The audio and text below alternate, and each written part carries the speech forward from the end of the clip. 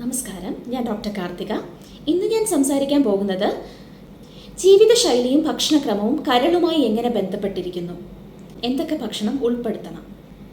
നമ്മുടെ ശരീരത്തിലെ ഏറ്റവും പ്രാധാന്യമുള്ള അവയവങ്ങളിലൊന്നാണ് കരൾ. നമ്മുടെ ശരീരത്തിലെ ഏറ്റവും വലിയ ഗ്രന്ഥിയാണ്. അതുകൊണ്ട് തന്നെ കരളിൻ്റെ ആരോഗ്യം സംരക്ഷിക്കുക എന്നുള്ളത് വളരെ മുൻതൂക്കം കൊടുക്കേണ്ട ഒരു കാര്യമാണ്. ഒരുപാട് പ്രക്രിയകൾ കരളിൽ നടക്കുന്നുണ്ട്. ഉദാഹരണത്തിന് കാർബോഹൈഡ്രേറ്റ്സ് അഥവാ അന്നജം, അവയെ ബ്രേക്ക് ഡൗൺ ചെയ്ത് ഗ്ലൂക്കോസും ഫ്രക്ടോസും ആക്കുക. ഗ്ലൂക്കോസിനെ ഗ്ലൈക്കോജനായി ലിവറിൽ സ്റ്റോർ ചെയ്യുന്നു. പിന്നീട് പ്രോട്ടീൻസ് അഥവാ പോഷകം, അവയെ ബ്രേക്ക് ഡൗൺ ചെയ്ത് അമിനോ ആസിഡ്സ് ആൻഡ് യൂറിയ ആക്കി മാറ്റുന്നു. അവയെ പിന്നെ യൂറിനിലൂടെ എലിമിനേറ്റ് ചെയ്ത് കളയുന്നു. പിന്നീട് ഫാറ്റ്സിനെ വിഘടിപ്പിച്ച് ട്രൈഗ്ലിസറൈഡ്സ് ആക്കി മാറ്റുന്നു. കൊളസ്ട്രോളിനെ ഉൽപ്പാദിപ്പിക്കുന്നു, ബൈലിനെ ഉൽപ്പാദിപ്പിക്കുന്നു, അമിതമായിട്ടുള്ള രക്തസ്രാവം തടയുന്ന ക്ലോട്ടിംഗ് ഫാക്ടേഴ്സിനെ ഉൽപ്പാദിപ്പിക്കുന്നു. അങ്ങനെ ഒരുപാട് പ്രാധാന്യമുള്ള പ്രക്രിയകൾ നടക്കുന്ന ഒരു അവയവമാണ് ലിവർ. ഇന്നത്തെ ജീവിതശൈലിയും ഭക്ഷണക്രമങ്ങളും ഫാറ്റി ലിവറിൽ തുടങ്ങി സിറോസിസ് വഴി ലിവർ ക്യാൻസർ വരെ എത്തി നിൽക്കുന്നു. അങ്ങനെ ലിവർ ക്യാൻസർ വരെ എത്താൻ സ്വാധീനിക്കുന്ന എന്തൊക്കെ ജീവിതശൈലികളാണ്, ഭക്ഷണക്രമങ്ങളാണ് അല്ലെങ്കിൽ ഭക്ഷണ രീതികളാണ് ഈ ലിവർ ക്യാൻസറിലോട്ട് എത്തിക്കുന്നത് എന്ന് നമുക്ക് നോക്കാം. എന്താണ് ഫാറ്റി ലിവർ? കരളിൽ കൊഴുപ്പടിയുന്ന അവസ്ഥയാണ് ഫാറ്റി ലിവർ എന്ന് പറയുന്നത്. അത് രണ്ട് തരത്തിലുണ്ട്: alcoholic fatty liver or non alcoholic fatty liver. Alcoholic fatty liver എന്ന് പറഞ്ഞാൽ അമിതമായ മദ്യപാനം കൊണ്ടുണ്ടാകുന്നതാണ് ആൽക്കഹോളിക് ഫാറ്റി ലിവർ.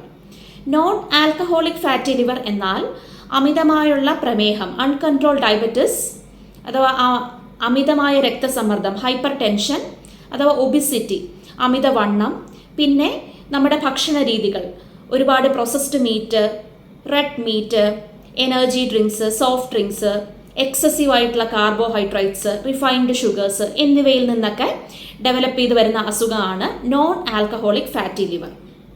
ഈ ഫാറ്റി ലിവറിൽ കരളിൽ കൊഴുപ്പ് അടിയുകയും പിന്നീട് അത് കരൾ വീക്കമായി മാറുകയും ചെയ്യുന്നു. അത് ലിവറിൻ്റെ ഹെപ്പാറ്റോമെഗലി, ലിവറിൻ്റെ ഇൻഫ്ലമേഷന് കാരണമാവുകയും ചെയ്യുന്നു. പിന്നീട് ആ ഇൻഫ്ലമേഷനെ ചെറുത്ത് നിൽക്കാൻ വേണ്ടി ഈ കരളിൻ്റെ കോശങ്ങൾ ഒരു സ്കാർ ടിഷ്യൂ ഫോം ചെയ്യും. അത് പിന്നെ ലിവർ ഫൈബ്രോസിസിലോട്ട് പോവുകയും ചെയ്യുന്നു. ഈ ലിവർ ഫൈബ്രോസിസിൽ ഈ സ്കാർ ടിഷ്യൂ സ്പ്രെഡായി വ്യാപിച്ച് ലിവറിനെ മൊത്തവും വ്യാപിക്കുമ്പം അത് കരളിൻ്റെ പ്രവർത്തനത്തെ നന്നായി ബാധിക്കുന്നു. അപ്പോൾ കരളിൻ്റെ ഫങ്ഷൻസ് നടക്കാതെ വരികയും പിന്നീട് അത് സിറോസിസിലോട്ട് പോവുകയും ചെയ്യുന്നു.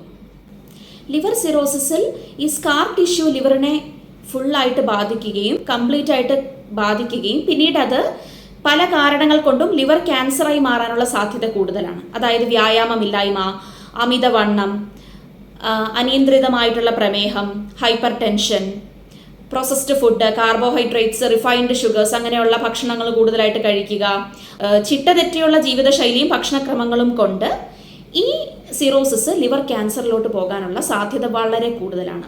ഇവിടെയാണ് നമ്മുടെ ആ ജീവിതശൈലിയുടെയും ഭക്ഷണക്രമത്തിൻ്റെയും ആരോഗ്യകരമായി പാലിക്കേണ്ടതിൻ്റെ ആവശ്യകത വരുന്നത്.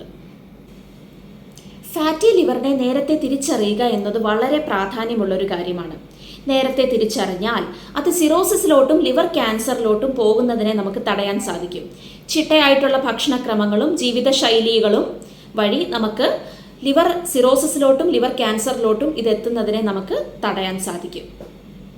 ഫാറ്റി ലിവറും ഫാറ്റി ലിവറിൻ്റെ രോഗകാരണങ്ങളും രോഗലക്ഷണങ്ങളും അതിൻ്റെ പ്രതിവിധികളും എന്നതിനെക്കുറിച്ചൊരു വീഡിയോ ഞാൻ ഡീറ്റെയിൽഡ് ആയിട്ട് ചെയ്തത് ഞാൻ ഡിസ്ക്രിപ്ഷൻ ബോക്സിൽ ഇട്ടിട്ടുണ്ട്.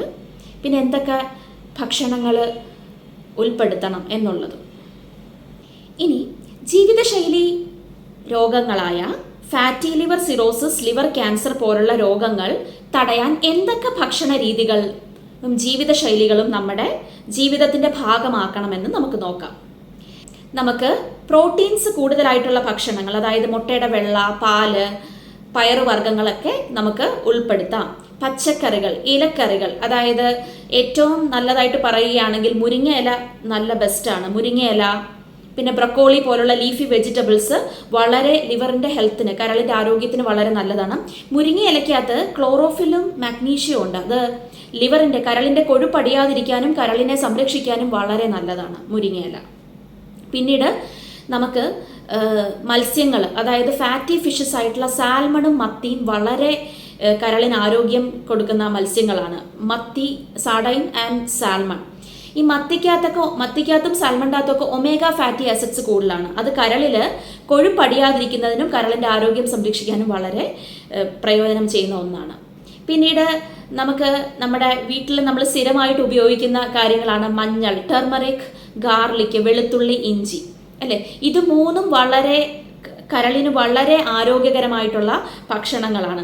ഈ മഞ്ഞൾ അഥവാ ടെർമറിക്കിൽ ക്യൂർക്യുമിൻ എന്ന് പറഞ്ഞ എലമെൻ്റ് ഉണ്ട്. അത് ആൻറ്റി ഇൻഫ്ലമേറ്ററി പ്രോപ്പർട്ടീസ് ഉള്ളതായതുകൊണ്ടും അത് കരളിനെയും നമ്മുടെ ശരീരത്തിനെയും ടോക്സിക് ആയിട്ടുള്ള എലമെൻസിനെ എലിമിനേറ്റ് ചെയ്യാനായിട്ട് ഒത്തിരി സഹായിക്കുന്ന ഒന്നാണ് മഞ്ഞൾ. അവക്കാഡോ നല്ല ഹെൽത്തി ആയിട്ടുള്ള ഫ്രൂട്ടാണ്. അത് കരളിൻ്റെ ആരോഗ്യത്തെ സംരക്ഷിക്കാൻ സഹായിക്കുന്നു. കരളിൻ്റെ അകത്തുള്ള ടോക്സിക് ആയിട്ടുള്ള വിഷവസ്തുക്കളെ എലിമിനേറ്റ് ചെയ്യാനൊക്കെ പുറന്തള്ളാൻ അവക്കാഡോ നല്ല ഹെൽപ്ഫുള്ളാണ്. അതുപോലെ തന്നെ കേട് വളരെ നല്ല, തൈര് നമ്മുടെ വളരെ നല്ലതാണ്. ലോ ഫാറ്റ് ആയിട്ടുള്ള തൈര് നല്ലതാണ്. അതുപോലെ തന്നെ ഗ്രീക്ക് യോഗർട്ട്, അതൊക്കെ കരളിൻ്റെ ആരോഗ്യത്തിന് വളരെ നല്ലതാണ്.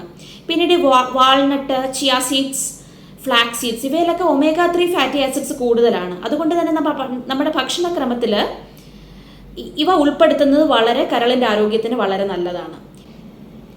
നിങ്ങൾക്ക് ഈ വീഡിയോ ഇഷ്ടപ്പെട്ടെങ്കിൽ ലൈക്ക് ചെയ്യുക, ഷെയർ ചെയ്യുക, സബ്സ്ക്രൈബ് ചെയ്യുക. വീണ്ടും ഒരു പുതിയ വീഡിയോ ആയിട്ട് കാണാം. Bye, take care.